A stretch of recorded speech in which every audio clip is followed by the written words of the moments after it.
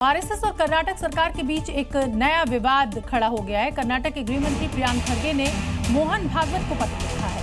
RSS के पंजीकरण और फंडिंग से जुड़े सवाल पूछे हैं। कर्नाटक सरकार में गृह मंत्री हैं प्रियांक खरगे और अब संघ प्रमुख मोहन भागवत से फंडिंग को लेकर सवाल पूछे गए हैं। प्रदेश के मेरठ में एक मस्जिद को लेकर विवाद सामने आया है। यहां एक थाना परिसर में मस्जिद बनी होने की बात सामने आई है और अब प्रशासन ने मस्जिद कमेटी से 7 दिनों के भीतर मस्जिद से जुड़े दस्तावेज मांगे हैं, वरना बुलडोजर एक्शन तो तय है।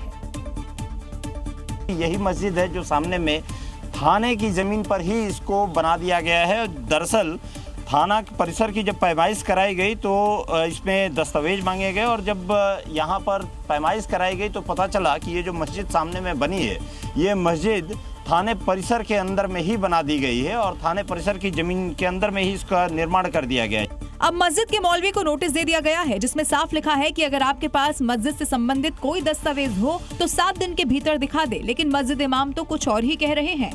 हमें जो 7 दिन का समय दिया गया है हम उसको वैसे हम कोर्ट में जाएंगे, हम अब कोर्ट में जाएंगे, इसका जवाब कोर्ट में देंगे। तो दस्तावेज इतनी पुरानी मस्जिद के क्या दस्तावेज होंगे, ये तो पैनामा मांग रहे हैं, पैनामा का दे देंगे।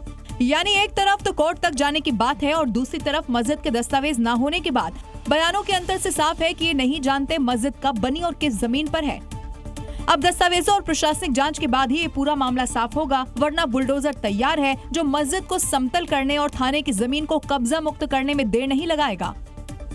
उत्तर प्रदेश के मेरठ में साइबर ठगी का एक बड़ा खुलासा हुआ है, जहां फर्जी जनसेवा केंद्र चलाकर लोगों के नाम पर फर्जी दस्तावेज बनाकर बैंक खाते खुलवाने का काम चल रहा था। साइबर सेल ने इस फर्जी सेंटर पर फर्जीवाड़ा कर रहे 2 लोगों को हिरासत में लिया है। पुलिस की गिरफ्त में नजर आ रहे ये दोनों ठग में से एक है अकरम और दूसरा है निजामुद्दीन। इस फर्जीवाड़े की भनक किसी को न लगे इसलिए ये बाप बेटे किसी तीसरे को इसमें शामिल नहीं करते थे।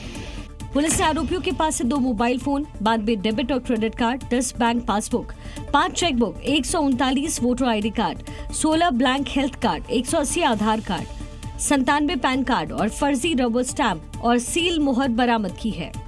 ये दोनों गरीब लोगों को झांसे में लेते थे। उनकी आईडी पर फर्जी आधार और वोटर आईडी कार्ड बनवाकर नकली दस्तावेज तैयार किए जाते थे। फिर इन्हीं दस्तावेजों के आधार पर बैंक खाते और डेबिट क्रेडिट कार्ड खुलवाए जाते थे, जिसके बाद ये आरोपी इन खातों के जरिए ऑनलाइन प्लेटफॉर्म और पेमेंट्स ऐप के माध्यम से लोन उठा लिया करते थे। अब पुलिस इन अवैध खातों के जरिए होने वाले हवालों और विदेशों से होने वाले ट्रांजैक्शन का भी पता लगा रही है।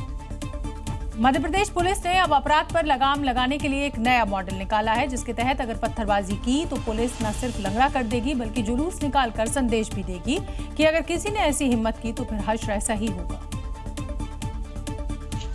जैसा कि इन दोनों आरोपियों का हुआ है, न ठीक से चल पाए हैं और न ही खड़े हो पा रहे हैं। दरअसल दमोह के खजरी में आरोपी जुआ सट्टा खिलाते थे। जब एक परिवार ने ऐसा न करने के लिए कहा तो आरोपियों ने उनके घर पर पथराव कर दिया। फिर क्या, मोहन फोर्स ने लंगड़ा वाला इलाज कर दिया।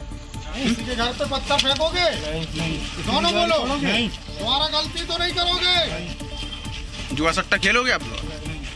पुलिस ने न सिर्फ जुलूस निकालकर आरोपियों की हिकड़ी निकाल दी बल्कि सद्भावना वाला नारा भी बुलंद करवा दिया। नारा बोलते जाओ, सद्भावना वाला बोलो।